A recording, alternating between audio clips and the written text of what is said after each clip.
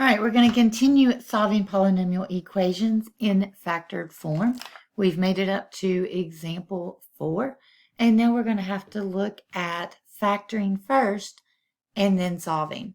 All right, so if you look at A part, it says 2x squared plus 8x equals 0. So if you remember in the last example, we had to find the greatest common factor. So that's what we need to do. We need to write this in factored form from standard form. So if you look at the numbers first, you can see that 2 goes into both 2 and 8, so I can factor out a 2.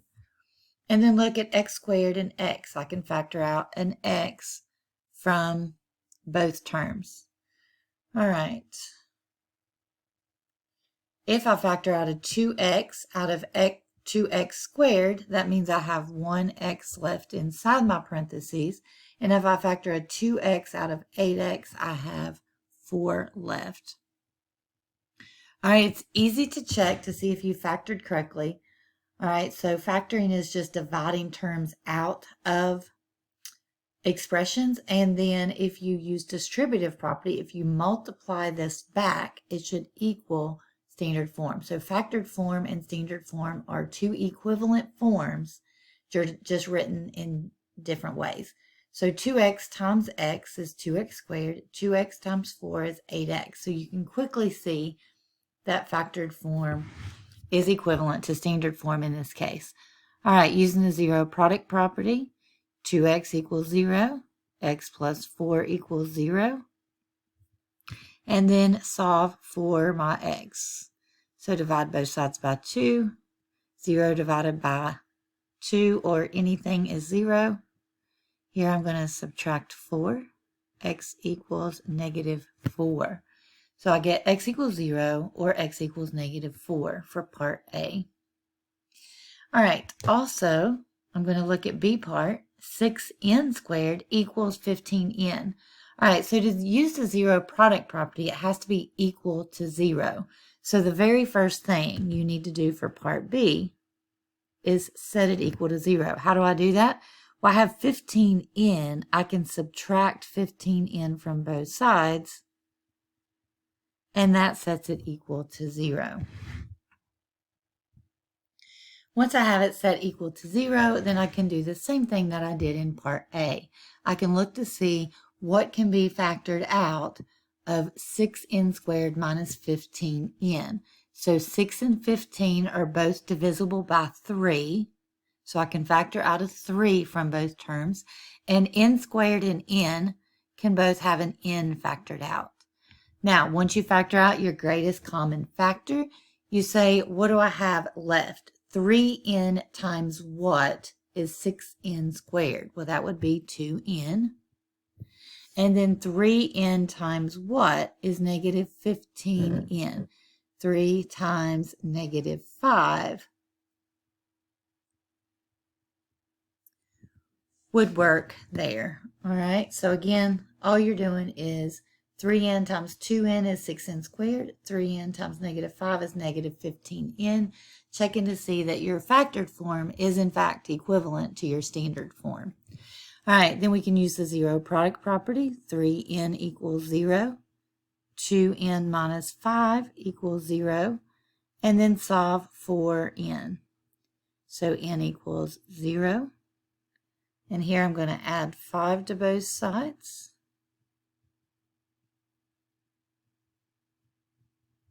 So n equals 0 or 5/2. All right, self-assessment. Solve the equation, check your solution. I want you to try to factor this and then set it equal to 0 using the zero product property and solve. All right, hopefully that wasn't too difficult. You should have factored it as a times a plus 5 equals 0. And then if you set each of those equal to 0, you get a equals 0 or a equals negative 5. If you check your solutions, all you have to do is plug in the number. So plug in 0, 0 squared is 0, plus 5 times 0, that's 0 as well. 0 plus 0 is 0. 0 equals 0. So you can see that 0 is a solution. A lot of zeros there. All right, so a equals negative 5. negative 5 squared is 25. Remember, anything squared is positive. So that's 25 plus 5 times negative 5, that's negative 25. So 25 minus 25 would be equal to 0. So negative 5 is also a solution. All right, so check-in is a good thing. It's good to write it down or just mentally check it like I did.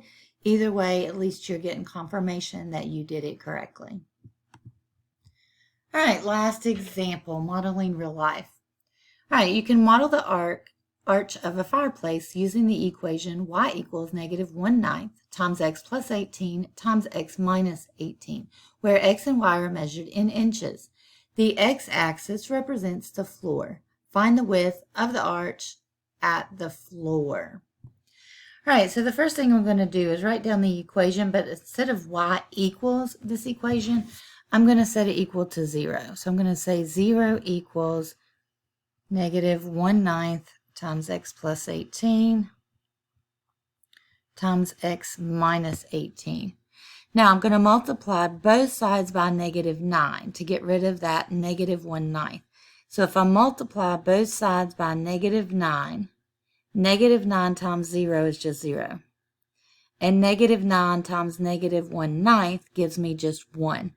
Since that's 1, I can write a 1 there, but I don't have to have it. It's assumed to be a 1 in front of that binomial if there's no number there. So now that I have just my two binomials, I can use the zero product property. I can do x plus 18 equals 0, x minus 18 equals 0, and I can use the zero product property to get my roots. So I'm going to have x equals negative 18.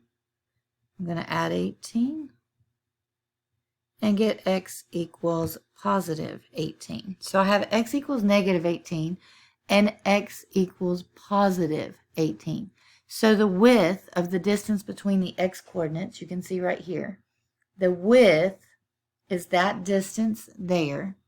So to find the distance, you can add these. You can think of it as like an absolute value. So you can say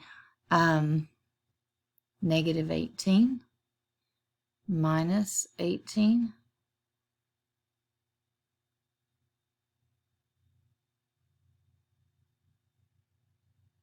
what does that equal? And that will equal negative 18 and negative 18 equal negative 36, the absolute value of negative 36. So this would be negative 36, and the absolute value of negative 36 is 36. So the width is the distance between the x coordinates. So the width of the arch of the floor is 36 inches.